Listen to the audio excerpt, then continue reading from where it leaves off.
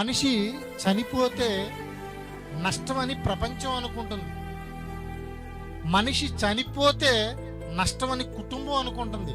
మన చుట్టుపక్కల ఉన్న వారందరూ ఈ కుటుంబానికి తీరని నష్టం జరిగింది, తీరని లోటు జరిగింది అనుకుంటుంది.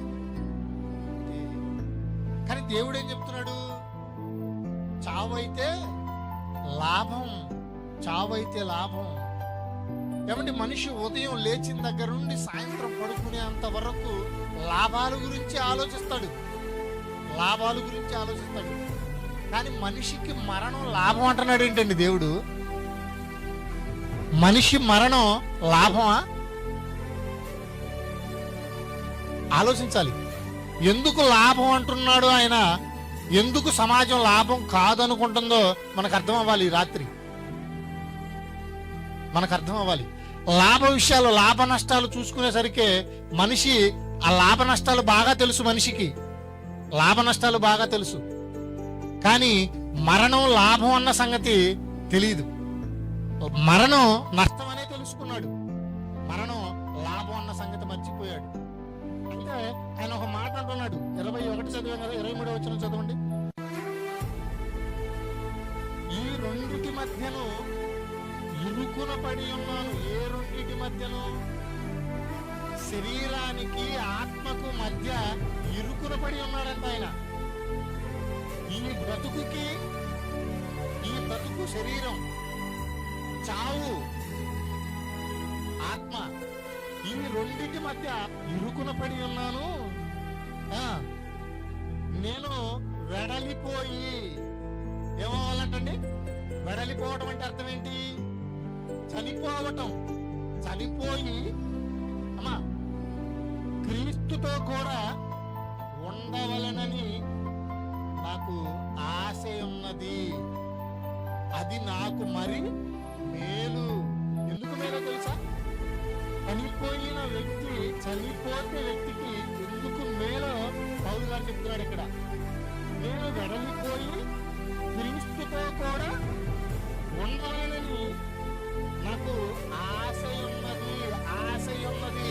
చనిపోతే ఎక్కడికి వెళ్తాడంట? చనిపోతే ఎక్కడికి వెళ్తాడు? క్రీస్తు దగ్గరకు, క్రీస్తు దగ్గరకు. కాబట్టి ఇప్పుడు క్రీస్తు ఎక్కడ ఉన్నాడు? పరలోకంలో తండ్రి కుడి పార్శ్వమున కూర్చొని ఉన్నాడు. అంటే ఈయన ఎక్కడికి వెళ్ళిపోవాలని ఆశపడుతున్నాడు? పరలోకానికి వెళ్ళటానికి ఆశపడుతున్నాడు, పరలోకానికి వెళ్ళటానికి ఆశపడుతున్నాడు. ఏమండి, పరలోకం ఎందుచేత? ఎందుకది? మనిషి లాభం దేనికి? ఈ జీవనంలో మనిషికి లాభం దేనికి? ఈ జీవనంలో మనిషికి లాభం దేనికి? విశ్రాంతి కోసం, అంతే కదా? సుఖంగా జీవించడం, సుఖం, విశ్రాంతి. ఏమండి, నా దగ్గర చాలా డబ్బు ఉందండి, నాకు పని చేయాల్సిన అవసరత లేదు, నేను సుఖంగా జీవిస్తున్నాను, సుఖంగా బ్రతుకుతున్నాను, నెమ్మది కలిగి బ్రతుకుతున్నాను. ఎందుకు నీ సంపాదనంతా దేని కొరకాయ అంటే నెమ్మది కొరకు. ఏమండి, విశ్రాంతి కొరకు, విశ్రాంతి కొరకు. ఏమండి, మంచి వయసులో చాలా కష్టపడ్డాడు, వృద్ధాప్యంలోకి వచ్చేసరికి ఆ కష్టం లేకుండా నెమ్మది పొందుతున్నాడు, సుఖంగా బ్రతుకుతున్నాడు అంటారు. అంటే మనిషికి లాభం ఏం నేర్పుతుంది? సుఖాన్ని నేర్పుతుంది, సుఖాన్ని నేర్పుతుంది. ఏమండి, అయితే ఇక్కడ పౌలు గారు అంటున్న మాట ఏంటి? నేను క్రీస్తు, నేను వెడలి క్రీస్తుతో కూడా ఉండవలనని నాకు ఆశ. ఏమంటే క్రీస్తుతో ఉంటే ఎందుకు ఆయనకి ఆశ? అంటే క్రీస్తుతో ఉండాలని ఆశ దేనికి? అది దేనికి సంబంధించింది? ఆత్మకు సంబంధించినది, ఆత్మకు సంబంధించినది. ఆ ఆత్మ కలకాలం విశ్రాంతిలో ఉంటది, కలకాలం నెమ్మది పొందుతూ ఉంటది. అయితే ఈ జీవితంలో నీ లాభం ఎంతవరకు? ఈ జీవితంలో, ఈ బ్రతుకున్న, ఈ శరీరం బ్రతుకున్న ఈ కాలంలో లాభం ఎంతవరకు? ఒక్కసారి మనం సామెతల గ్రంథంలోకి వెళ్ళి చూడగలిగితే, సామెతల గ్రంథము, క్షమించండి, ప్రసంగి గ్రంథం 3వ అధ్యాయము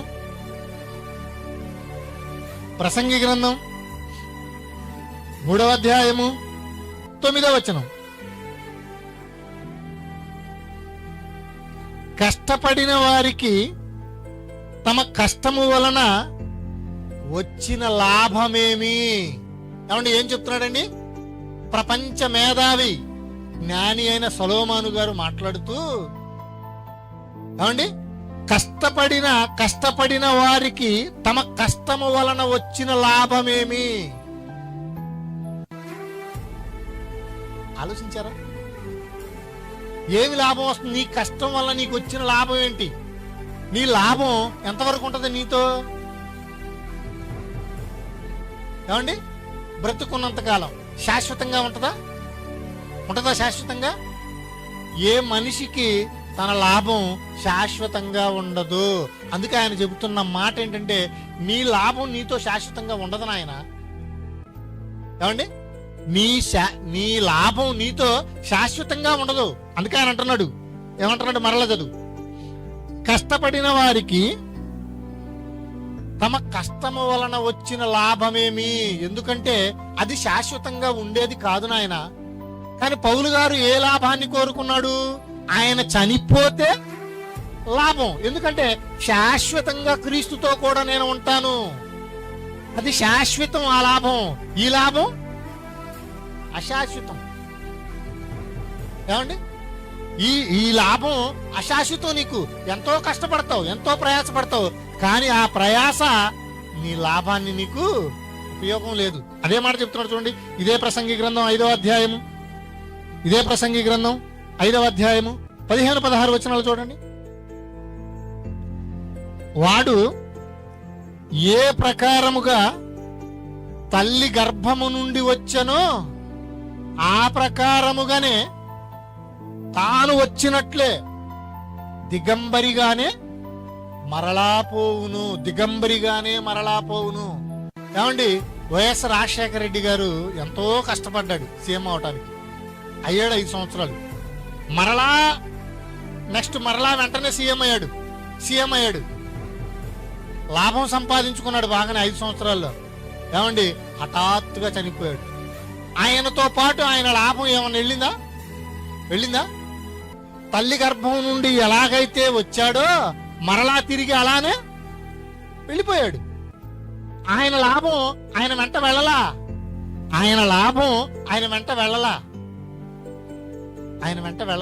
అదే చెప్తున్నాడు. తాను ప్రయాసపడి చేసుకుని దానిలో ఏదైనను చేత పట్టుకొని పోడు. అతడు వచ్చిన ప్రకారముగానే మరలా పోవును.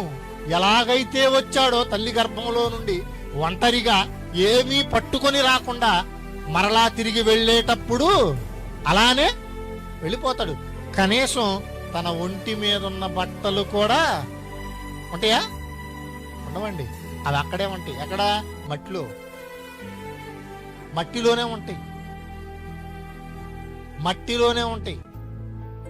తల్లి గర్భం నుండి నువ్వు ఎలాగైతే వచ్చావో అలాగే వెళ్ళిపోవాలి. నీ ప్రయాసంతా ఏంటి? దేనికి ప్రయాస? అదే చెప్తున్నాడు. దేనికి ప్రయాసో? 16వ వచనం. గాలికి ప్రయాసపడి సంపాదించిన దాని వలన వానికి లాభమేమి? ఏమండి గాలికి ప్రయాసపడి సంపాదించిన దాని వలన వానికి కలిగిన లాభమేమి? ఏమంటే రాజశేఖర రెడ్డి గారు ఎంతో కష్టపడి సంపాదించుకున్నాడు. ఏమన్నా తీసుకెళ్ళాడా? ఏమంటే ఎన్టీ రామారావు గారు రాజశేఖర రెడ్డి గారి కంటే ఎన్టీ రామారావు గారు చాలా కష్టపడ్డాడు. సినిమాలు కానివ్వండి, పాలమ్మటం కానివ్వండి. ఏమండి రాజకీయ చరిత్రలో సీఎం అయిన తర్వాత కానివ్వండి కొన్ని కోట్లు సంపాదించాడు తన పిల్లలకు. కొన్ని కోట్లు. ఆ కోట్లలో 1 కోటైనా తీసుకెళ్ళగలిగాడా? పోనీ 1 రూపాయన్నా తీసుకెళ్ళగలిగాడా? లేవండి ప్రియమైన దేవుడు. మరి ఎలా ప్రయాసపడ్డాడు? గాలికి ప్రయాసపడ్డాడు. ఎవడైనా గాలిని పట్టుకోవడానికి ప్రయాసపడతాడా? గాలి పట్టుకుంటాడు ఎవడన్నా? ఏమండి ఎవరైనా గాలిని పట్టుకుంటారా? ఎవరు పట్టుకోలేరు. గాలి పట్టుకోవటం ఎంత అవివేకమో నీ సంపాదనంతా కూడా ఏమవుతుంది? అలాగే గాలిని పట్టుకున్న వాడితో సమానం. అందుకే నీ లాభం ఏంటి? నీ లాభం ఏంటి? నీ లాభం ఏంటి? అందుకే ఆయన అన్నాడండి, ఏమన్నాడు పౌలు గారు? మరలారండి ఫిలిప్పీలకు రాసిన పత్రిక 1వ అధ్యాయము. ఫిలిప్పీలకు రాసిన పత్రిక 1వ అధ్యాయము. నా మట్టుకైతే బ్రతుకుట క్రీస్తే, నా మట్టుకైతే బ్రతుకుట క్రీస్తే, చావైతే లాభం. ప్రపంచం అంతా చావు అయితే నష్టం అనుకుంటుంది, కానీ దేవుడు ఏం చెప్తున్నాడు తెలుసా? ప్రపంచానికి చావు లాభం నాయన, చావు లాభం. ఏమండి, చచ్చిపోతే మన జీవితం ముగించిపోయిందని మనం అనుకుంటాం, కానీ చనిపోతేనే నీ జీవితం ప్రారంభమైంది. మరణం తర్వాత నీ కాలం ఆరంభమైంది. మరణం వరకు నీకున్న ఆయుష్ కాలం అది భూమి మీద నీకున్న ఆయుష్ కాలం మరణం. ఆ మరణంతో అసలు నీ ప్రస్తావన అక్కడి నుంచి ప్రారంభమవుతుంది. ఏమండి, ఈ బ్రతికే కాలంలో నీ లాభాన్ని దేంతో పోల్చుకుంటున్నామంటే ప్రియమైన దేవుని వాళ్ళరా, ఎక్కడైతే సంపాదన కలిగి సంపాదించుకుంటున్నామో ఆ సంపాదనే లాభం. ఏమండి, అది సంపాదించుకోవద్దా అంటే శరీరాన్ని పోషించుకోవటం కోసం సంపాదించుకోవాలి, తప్పలేదు. కానీ మనిషి ఇప్పుడు ఎలా తయారాడు? సంపాదనే జీవితంగా బ్రతుకుతున్నాడు. ఏమండి, ఎలా బ్రతుకుతున్నాడు? గాలికి ప్రయాసపడి మరణిస్తే ఏమైంది? నష్టం. అది నీకు నష్టం. ఎందుకంటే ఆ బ్రతుకు నిన్ను ఎక్కడికి చేర్చదు? పౌలు గారు ఎక్కడైతే ఆశపడ్డాడో, ఎవరి పక్కన చేరాలని ఆశపడ్డాడో, ఆయన అక్కడ ఏంటంటే నిత్య జీవితం, అది నిత్య జీవం. ఆ జీవానికి పౌలు గారు ఆశపడ్డాడు. మరి ఈ జీవానికి మనం ఆశపడుతున్నాం. అది మనకు నష్టంగా కనిపిస్తుంది. ఏమండి, భక్తులకైతే మరణము లాభంగా కనిపిస్తుంది. ఏమండి, ఆ లాభాన్ని మనం సంపాదించుకోవద్దా? ఈ లాభం కొరకే పోరాడదామా? ఆ లాభం కొరకు ప్రయాసపడద్దా? ఆ ప్రయాసలో హేబేలు గారు ఇచ్చిన స్టేట్మెంట్ ఏమనిచ్చాడు? హేబేలు గారు ఏమనిచ్చాడు? మరలా చదవమ్మా. విశ్వాసమును బట్టి హేబేలు కయ్యూను కంటే శ్రేష్టమైన బలి దేవునికి అర్పించెను. దేవుడు అతని అర్పణలను గూర్చి సాక్ష్యమిచ్చినప్పుడు అతడు ఆ విశ్వాసమును బట్టి నీతిమంతుడని సాక్ష్యము. ఏమండి, నీతిమంతుడని సాక్ష్యం పొందెను. దేవుడే నీతిమంతుడిగా సాక్ష్యమిచ్చాడు హేబేలుని. నీతిమంతుడని సాక్ష్యం ఇచ్చాడు. ఏమండి, మనం పడుతున్న ఈ ప్రయాసకు దేవుడిచ్చిన సాక్ష్యం ఏంటో తెలుసా? ఎలాంటి సాక్ష్యం ఇస్తున్నాడో? సామెతల గ్రంథము 10వ అధ్యాయము 2వ వచనం చూడండి. సామెతల గ్రంథము 10వ అధ్యాయము 2వ వచనం. భక్తిహీనుల ధనము వారికి లాభకరము కాదు. ఏ ధనాన్ని చూసి మనం లాభం అనుకుంటున్నామో, ఏమండి, ఆ ధనము వారికి లాభము కాదు అంటున్నాడు. మరి ఏమి లాభమో చెప్తున్నాడు చూడండి.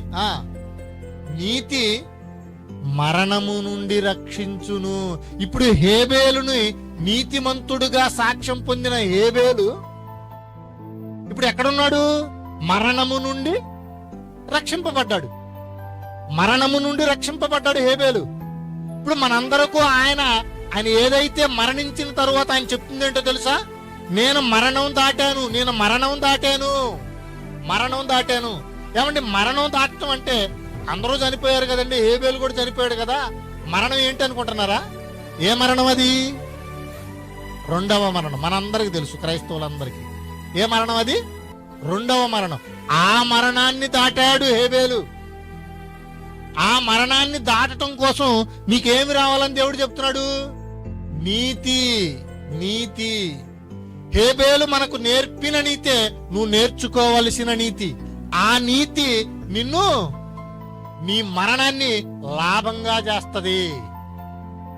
ఏమండి, నీ మరణం నీకు లాభం ఎప్పుడైతే? హేబేలులా నువ్వు బ్రతకగలిగినాడు. హేబేలులా నువ్వు బ్రతకగలిగినాడు నీ మరణం నీకు లాభం అయింది.